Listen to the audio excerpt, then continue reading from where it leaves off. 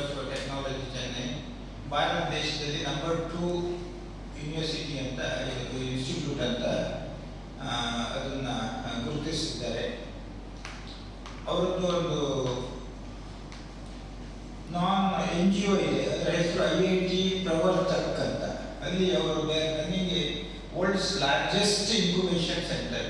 ಯಾರಾದರೂ ಏನೋ ಹೊಸ ಇಂಡಸ್ಟ್ರಿ ಮಾಡಬೇಕು ಅಥವಾ ಏನಾದರೂ ಸಮಸ್ಯೆ ಇದೆ, ಟೆಕ್ನಿಕಲ್ ಪ್ರಾಬ್ಲಮ್ಮು, ಅದಕ್ಕೆ ಅವ್ರನ್ನ ಅಪ್ರೋಚ್ ಆದರೆ ಅವರು ಅವರ ಸಮಸ್ಯೆಯನ್ನು ಸಾಲ್ವ್ ಮಾಡಿಕೊಡ್ತಾರೆ. ಅವರಿಗೆ ತುಂಬ ಫಂಡ್ ಕೂಡ ಇದೆ. ಇವತ್ತು ಅವರಿಗೆ ಸೆಂಟ್ರಲ್ ಫಂಡ್ ಇನ್ಕ್ಯುಬೇಷನ್ ಸೆಂಟರ್ಗೆ ತುಂಬ ಬರ್ತಾ ಇದೆ. ಯಾರಾದರೂ ಯಂಗ್ಸ್ಟರ್ಸು ಅಥವಾ ಇವನ್ ಇಂಡಸ್ಟ್ರಿಯಲಿಸ್ಟು ಏನಾದರೂ ಪ್ರಾಬ್ಲಮ್ ಇದೆ, ನಿಮಗೆ ಪೊಲ್ಯೂಷನ್ ಪ್ರಾಬ್ಲಮ್ ಇದೆಯೋ ಅಥವಾ ನಿಮ್ಮ ಟೆಕ್ನಿಕಲ್ ಪ್ರಾಬ್ಲಮ್ ಇದೆಯೋ ಅಥವಾ ಸೈಂಟಿಫಿಕ್ ಪ್ರಾಬ್ಲಮ್ ಇದ್ದರೆ ಅವರು ಧರ್ಮಾರ್ಥವಾಗಿ ಇದನ್ನು ಮಾಡಿಕೊಡ್ತಾರೆ.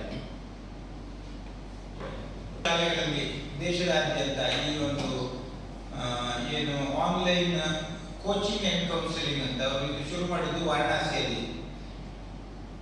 ಪ್ರಧಾನಮಂತ್ರಿಯವರ ಒಂದು ಡ್ರೀಮ್ ಪ್ರಾಜೆಕ್ಟ್ ಅಂತ ಇದ್ದು ಅವರು ಅದನ್ನು 3 ಶಾಲೆಯಲ್ಲಿ ಶುರು ಮಾಡಿ ಇವತ್ತು ಸುಮಾರು 350ರಿಂದ 380 ಶಾಲೆಗಳಲ್ಲಿ ದೇಶದಾದ್ಯಂತ ಮಾಡ್ತಾ ಇದ್ದಾರೆ. ಅವ್ರು ಹೇಳಿದ ಪ್ರಕಾರ ದ ರಿಸಲ್ಟ್ ಇಸ್ ಎಸ್ಟೌಂಡಿಂಗ್ ಅಂತ. ಅಂದರೆ ಯಾವ ಮಕ್ಕಳು ಸಮಸ್ಯೆ ಇದೆಯೋ ಆ ಮಕ್ಕಳು ಅದರಿಂದ ಅವರ ಒಂದು ಕೋಚಿಂಗ್ ಸಿಸ್ಟಮ್ ಇಂದ ಇಮ್ಮೆನ್ಸ್ಲಿ ಬೆನಿಫಿಟೆಡ್. ಯಾಕಂತ ಹೇಳಿದ್ರೆ ನಾವೆಲ್ಲ ಈ ಹಳ್ಳಿ ಸ್ಕೂಲಿಂದ ಬಂದವರು, ಕನ್ನಡ ಮೀಡಿಯಂ ಬಂದವರು, ನಮಗೆ ಕಾಲೇಜಿಂದ ಹೊರಬರುವಾಗ ನಾವು ಏನು ಮಾಡಬೇಕು, ಯಾಕೆ ನಾವು ಕಾಲೇಜಿಗೆ ಹೋದ್ವಿ, ಯಾವ ಉದ್ದೇಶಕ್ಕೆ ಹೋದ್ವಿ, ನಮ್ಮ ಫ್ಯೂಚರ್ ನಮ್ಮ ಭವಿಷ್ಯ ಏನು ಅಂತ ಗೊತ್ತಾಗ್ತಾ ಇರಲಿಲ್ಲ. ಯಾಕಂದರೆ ನಮ್ಮಲ್ಲಿ ಹಳ್ಳಿಯಲ್ಲಿ ಇವತ್ತು ಕೂಡ ಕೌನ್ಸಿಲಿಂಗ್ ಇಲ್ಲ ಅಂತ ಹೇಳಲಿಕ್ಕಿಲ್ಲ. ಕೌನ್ಸಿಲ್ ಮಾಡುವವರಿಗೆ ಅಷ್ಟೊಂದು ಅನುಭವ ಇರುತ್ತಿಲ್ಲ ಟೀಚರ್ಸ್, ಯಾಕಂದರೆ ಅವ್ರಿಗೆ ಎಕ್ಸ್ಪೋಜರ್ ಇರುವುದಿಲ್ಲ. ಈ ಒಂದು ಸಂಸ್ಥೆ ವರ್ಲ್ಡ್ ರಿನೌಂಡ್ ಸಂಸ್ಥೆ. ಅವರಿಗೆ they have one of the best tutors in the world. ಯಾಕಂದರೆ ನಮ್ಮ IIT ಮಕ್ಕಳು ಅಮೆರಿಕದಲ್ಲಿ ಬೇಡಿಕೆ ಇದೆ, ಜಪಾನಲ್ಲಿ, ಜಗತ್ತಿನಾದ್ಯಂತ ಬೇಡಿಕೆ. ಯಾಕಂದರೆ ನಮ್ಮ ದೇಶದಲ್ಲಿ ಎಷ್ಟು ಬೇಡಿಕೆ ಇದೆ 10 ಪಟ್ಟು ಹೆಚ್ಚು ಬೇರೆ ದೇಶದಲ್ಲಿ ಅವರು ಆ ಮಕ್ಕಳ ಬಗ್ಗೆ ಬೇಡಿಕೆ ಇದೆ. ಇನ್ನು ಫ್ಯೂಚರ್ ಇಕಾನಮಿ ಅಂತ ಹೇಳಿದ್ರೆ ಟೆಕ್ನಾಲಜಿ ಮತ್ತು ಸೈನ್ಸ್ ಮೇಲೆ ಹೋಗುವಂಥ ಇಕಾನಮಿ ಹೊರತು ನಮ್ಮ ಕೃಷಿ ಖಂಡಿತವಾಗಿ ಕೃಷಿಯಲ್ಲಿ ಕೂಡ ಅವರು ಬಹಳಷ್ಟು ಒಂದು ಮುಂದುವರೆದಿದ್ದಾರೆ. ನಿಮಗೆ ಕೃಷಿಯಲ್ಲಿ ಏನಾದರೂ ಟಿಪ್ಸ್ ಬೇಕು ಅಥವಾ ನಿಮ್ಮ ಸಮಸ್ಯೆಗಳಿದ್ದರೆ ಅವರ ಹತ್ರ ಹೋದರೆ ಅವರು ಅದನ್ನು ಸಾಲ್ವ್ ಮಾಡಿಕೊಡ್ತಾರೆ. ಅಂಥ ಒಂದು ಸಂಸ್ಥೆಯಿಂದ ನಾವು ಪ್ರಾಯೋಗಿಕವಾಗಿ 20 ಶಾಲೆಗಳು ನಮ್ಮ ಉಡುಪಿಯಲ್ಲಿ, ಇವಾಗ 20 ಶಾಲೆಯನ್ನು ಇವರು ನಮ್ಮ DPI ಸಾಹೇಬರು ಗಣಪತಿ ಅಂತ, one of the finest officer I have ever seen in my life time, ಅವರು ಐಡೆಂಟಿಫೈ ಮಾಡಿಕೊಟ್ಟಿದ್ದಾರೆ. ಅದನ್ನ ಇಂಟೆನ್ಷನ್ ಅಂತ ಹೇಳಿದ್ರೆ ಸೈಮಲ್ಟೇನಿಯಸ್ಲಿ PUC ಮತ್ತೆ 10th ಗೆ ಒಂದು ಕ್ಲಾಸ್ ಆಗುತ್ತೆ ಪ್ರತಿದಿನ, 8 to 10, ನಂತರ 11 ಮತ್ತು ಬೆಳಿಗ್ಗೆ ಇನ್ನೊಂದು ಕ್ಲಾಸ್ ಆಗುತ್ತೆ, 1 to 10 ಕನ್ನಡದಲ್ಲಿ ಕ್ಲಾಸಸ್ ಆಗುತ್ತೆ, 11 ಮತ್ತು 12 ಇಂಗ್ಲೀಷಲ್ಲಿ ಆಗುತ್ತೆ. ಸಬ್ಜೆಕ್ಟ್ಸ್ ಮೋಸ್ಟ್ಲಿ ಇಂಗ್ಲೀಷ್, ಮ್ಯಾಥಮೆಟಿಕ್ಸ್ ಮತ್ತು ಸೈನ್ಸ್ ಅನ್ನು ತಗೊಳ್ತಾರೆ. ಮತ್ತೆ ಮಕ್ಕಳಿಗೆ ಯಾವ ಕ್ವಶನ್ನು ಕೇಳ್ಬೋದು, ಯಾವ ಸಮಸ್ಯೆಯನ್ನು ಅವ್ರ ಹತ್ರ ಕೇಳ್ಬೋದು, ಅವರು ಇನ್ಸ್ಟೆಂಟ್ ಸೊಲ್ಯೂಷನ್ ಕೊಡ್ತಾರೆ. ಅಂಥ ಒಂದು ಅತ್ಯುತ್ತಮವಾದ ಒಂದು ಎಜುಕೇಶನ್ ಸಿಸ್ಟಮ್ ಅನ್ನು ತರಲಿಕ್ಕೆ ನಾವು ಪ್ರಯತ್ನ ಮಾಡ್ತಾ ಇದ್ವಿ. ಆದರೆ PUC ಇಂದ ನಮಗೆ ಸಾಕಷ್ಟು ಸ್ಪಂದನೆ ಸಿಗಲಿಲ್ಲ. SSLC ಅವರಿಗೆ DP ಅವರಿಂದ ಬಹಳಷ್ಟು ಒಳ್ಳೆಯ ಸಪೋರ್ಟ್ ಸಿಕ್ಕಿದೆ, ಆದರೆ DP ಅವರಿಂದ ಅಷ್ಟೊಂದು ಚೆನ್ನಾಗಿ ಸ್ಪಂದನೆ ಬರಲಿಲ್ಲ. ಆದರೆ ಮುಂಬರುವ ದಿನದಲ್ಲಿ ಅವರು ಕೂಡ ನಮಗೆ ಆ ಒಂದು ಅವಕಾಶವನ್ನು ಕಲ್ಪಿಸಿಕೊಡ್ತಾರೆ, ನನಗಲ್ಲ ಮಕ್ಕಳಿಗೆ ಕಲಿಸಿಕೊಡ್ತಾರೆ ಅನ್ನೋ ನನ್ನ ಭಾವನೆ. ಇದು 20 ಶಾಲೆಯಲ್ಲಿ ಬರೀ ಪ್ರಾಯೋಗಿಕವಾಗಿ ಮಾಡಿದ್ದು. ಇವರದ್ದು ಸ್ಪೆಕ್ಟ್ರಮ್ ನಾವು ಈಗ ಯಾವುದೋ ಹತ್ರ ಅಗ್ರಿಮೆಂಟ್ ಮಾಡಿದ್ರೆ 150 ಶಾಲೆಯಷ್ಟು ಅದಕ್ಕೆ ಟ್ಯೂಟರ್ಸ್ ಅನ್ನೇ ಅಪಾಯಿಂಟ್ ಮಾಡಿದ್ವಿ. ಅದು 150 ಸ್ಕೂಲು ಅಂತ ಹೇಳಿದ್ರೆ ನಾವು PUC ಇರುವಂಥ ಸ್ಕೂಲನ್ನು ಮಾತ್ರ ನಾವು ಬಳಸ್ಕೊಡ್ಬೋದು. ಯಾಕಂದರೆ ಬೆಳಿಗ್ಗೆ ಒಂದು ಕ್ಲಾಸು ಮತ್ತು ಮಧ್ಯಾಹ್ನ ಮೇಲೆ ಒಂದು ಕ್ಲಾಸು, ಒಂದೇ ಸ್ಕೂಲಲ್ಲಿ ಒಂದೇ ಕೋಣೆಯಲ್ಲಿ ಒಂದೇ ಗ್ಯಾಜೆಟ್ ಯೂಸ್ ಮಾಡಿಕೊಂಡು ಮಾಡಲಿಕ್ಕೆ ಅವಕಾಶ ಆಗುತ್ತೆ. ಆದರೆ ಟ್ಯೂಟರ್ಸ್ ಬೇರೆ ಇರ್ತಾರೆ. SSLC ಅವರಿಗೆ ಹೈಸ್ಕೂಲಿಗೆ ಬೇರೆ ಟ್ಯೂಟರ್ಸ್, ಇದಕ್ಕೆ PUCಗೆ ಬೇರೆ ಟ್ಯೂಟರ್ಸ್ ಇರ್ತಾರೆ. ಇದ್ರ ಮಧ್ಯ ಆ ಒಂದು ಮಹಾನ್ ಇನ್ಸ್ಟಿಟ್ಯೂಟಿನ ಇದು ಪ್ರೊಫೆಸರ್ಸ್ ಇರ್ಬೋದು ಅಥವಾ ಅಲ್ಲಿರುವಂಥ one of the best educationist ಒಂದು ಮಕ್ಕಳಿಗೆ ಕೌನ್ಸಿಲಿಂಗ್ ಮಾಡುವಂಥದ್ದು, ಏನು ಮಾಡಬೇಕು, ಹೇಗೆ ಹೋಗಬೇಕು, ಇಂಥದ್ದು ಅವಕಾಶ ಇದೆ ನಂತರ ಅನ್ನೋ ಒಂದು ಅವಕಾಶವನ್ನು ಕೂಡ ಅವರು ಈ ಮಕ್ಕಳಿಗೆ ಮಾಡಿಕೊಡ್ತಾ ಇದ್ದಾರೆ.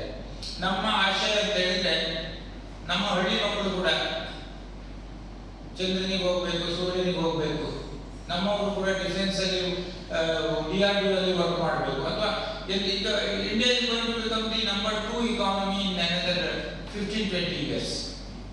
ಅದಕ್ಕೆ ಕಾಂಟ್ರಿಬ್ಯೂಷನ್ ಕೊಡಬೇಕಾದವರು ಹಳ್ಳಿಯವರು. ಪಟ್ಟಣದ ಮಕ್ಕಳ ಹತ್ರ ನಮ್ಮ ಹಳ್ಳಿ ಮಕ್ಕಳಷ್ಟು ಕೆಪಾಸಿಟಿ ಇಲ್ಲ, ಆದರೆ ನಮ್ಮ ಹಳ್ಳಿ ಮಕ್ಕಳಿಗೆ ಎಕ್ಸ್ಪೋಜರ್ ಇಲ್ಲ. ಎಕ್ಸ್ಪೋಜರ್ ನಮಗಾದಷ್ಟು ತರಬೇಕು ಅನ್ನೋ ಒಂದು ಧ್ಯೇಯದಿಂದ ಈ ಒಂದು ಪ್ರೋಗ್ರಾಮ್ ಅನ್ನು ಹಮ್ಮಿಕೊಂಡಿದ್ದೀವಿ. ಇದನ್ನ 15ನೇ ತಾರೀಕು ಉಚ್ಚಿಲದಲ್ಲಿ ಮಗುವಿನ ಭವನ ಅಲ್ಲಿ ನಾವು ಆಯೋಜನೆ ಮಾಡಿಕೊಂಡಿದ್ದೀವಿ. ಸುಮಾರು 800 ಸ್ಕೂಲ್ ಚಿಲ್ಡ್ರನ್ ಬರುವ ಆಶಯ ಇದೆ ಮತ್ತು ಒಂದಿಷ್ಟು 200-300 ಸ್ಕೂಲ್ ಟೀಚರ್ಸ್ ಬರ್ತಾರೆ. ಹೈಸ್ಕೂಲ್ ಟೀಚರ್ಸು, PUC ಟೀಚರ್ಸು ಬರ್ಬೋದು. ಮತ್ತೆ ಊರಿನವರು ಮತ್ತೆ ಎಜುಕೇಷನಲಿಸ್ಟ್ ಅವರಿಗೆಲ್ಲ ಇನ್ವಿಟೇಷನ್ ಕೊಟ್ಟಿದ್ದೀವಿ. ತಮಗೆ ಗೊತ್ತಿದ್ದ ಹಾಗೆ ಕುಂಜರಾಜು ಶೆಟ್ಟಿ ಚಾರಿಟಬಲ್ ಟ್ರಸ್ಟ್ ಸುಮಾರು 16 ವರ್ಷದಿಂದ ಜನೋಪಯೋಗಿ ಕಾರ್ಯಗಳನ್ನು ನಡೆಸಿಕೊಂಡು ಬರ್ತಾ ಇದೆ. ಹೆಚ್ಚಾಗಿ ಉಡುಪಿ ಡಿಸ್ಟ್ರಿಕ್ಟಲ್ಲಿ ಕಳೆದ ತಿಂಗಳನ್ನೇ ಅಂದರೆ ಜುಲೈ 6ನೇ ತಾರೀಕು ಬೈಂದೂರಲ್ಲಿ ಒಂದು ಸಭೆ ಮಾಡಿ ಸುಮಾರು 41,000 ಜನ ಶಾಲಾ ಮಕ್ಕಳಿಗೆ ಪ್ರೈಮರಿ, ವಿಶೇಷವಾಗಿ ಏಡೆಡ್ ಸ್ಕೂಲ್, ಸರ್ಕಾರಿ ಏಡೆಡ್ ಸ್ಕೂಲು ಮತ್ತು ಏಡೆಡ್ ಹೈಸ್ಕೂಲು ಮತ್ತು ಪ್ರೌಢಶಾಲೆ ಎಲ್ಲ ಮಕ್ಕಳಿಗೆ ಉಚಿತ ಒಂದು ಜೊತೆಯ ಯೂನಿಫಾರ್ಮನ್ನು ಹಂಚಿಕೆ ಮಾಡ್ತೀವಿ. ಈ ಒಂದು ಕಾರ್ಯ ಸುಮಾರು 16 ವರ್ಷದಿಂದ ನಾವು ಮೊದಲು ಶುರು ಮಾಡಿದಂಥ ಕೆಲಸನೇ ಯೂನಿಫಾರ್ಮ್ ಡಿಸ್ಟ್ರಿಬ್ಯೂಷನ್. ಅದಲ್ಲದೆ ತಮಗೆ ಗೊತ್ತಿದ್ದ ಹಾಗೆ ಹಲವಾರು ಕಾರ್ಯಗಳು, ವಿಶೇಷವಾಗಿ ಶಾಲಾ ಬಿಲ್ಡಿಂಗ್ ಅನ್ನು ಕಟ್ಟಿಸುವಂಥದ್ದು. 2900 ಹಾಲಾಡಿಯಲ್ಲಿ ಒಂದು ಸರ್ಕಾರಿ ಶಾಲೆಯನ್ನು ದತ್ತು ತಗೊಂಡು, ಪ್ರೌಢಶಾಲೆ ಮತ್ತು PUC ಒಂದು ಶಾಲೆಯನ್ನು ದತ್ತು ತಗೊಂಡು ಅದನ್ನು ನಾವು ಇಂಪ್ರೂವ್ಮೆಂಟ್ ಮಾಡಿದ್ವಿ. ಕಳೆದ ವರ್ಷ ಬ್ರಹ್ಮಾವರದ ಪ್ರೌಢಶಾಲೆ ಮತ್ತು pre-university ಕಾಲೇಜನ್ನು ದತ್ತು ತಗೊಂಡು ಅದನ್ನು ಒಂದು first time in the history of Karnataka public school ಆಗಿ ಕನ್ವರ್ಟ್ ಮಾಡುವಂಥ ಒಂದು ಕಾರ್ಯವನ್ನು ನಾವು ಕೈಗೊಂಡ್ವಿ. ಇಷ್ಟರೊಳಗೆ ಕರ್ನಾಟಕದಲ್ಲಿ ಎಷ್ಟು ಪಬ್ಲಿಕ್ ಸ್ಕೂಲ್ ಇದೆಯೋ ಅದೆಲ್ಲ ಸರ್ಕಾರ ಮಾಡಿದಂಥ ಪಬ್ಲಿಕ್ ಸ್ಕೂಲ್. ಒಂದೇ ಒಂದು ಸ್ಕೂಲ್ ಬೆಂಗಳೂರಲ್ಲಿ BBM ಮತ್ತು ಸರ್ಕಾರ ಅಂದರೆ ಅದೆರಡು ಒಂದು ಸೆಮಿ ಗೌರ್ಮೆಂಟು ಅದು ಗೌರ್ಮೆಂಟ್ ಮಧ್ಯೆ ಒಡಂಬಡಿಕೆಯಲ್ಲಿ ಆದಂಥ ಒಂದು ಪಬ್ಲಿಕ್ ಸ್ಕೂಲ್. ಇದು ಮೊಟ್ಟ ಮೊದಲ ಬಾರಿ ಕರ್ನಾಟಕದಲ್ಲಿ ಒಂದು ಪ್ರೈವೇಟ್ ಎಂಟಿಟಿ, NGO, ನಾನ್ ಗೌರ್ಮೆಂಟ್ ಆರ್ಗನೈಸೇಷನ್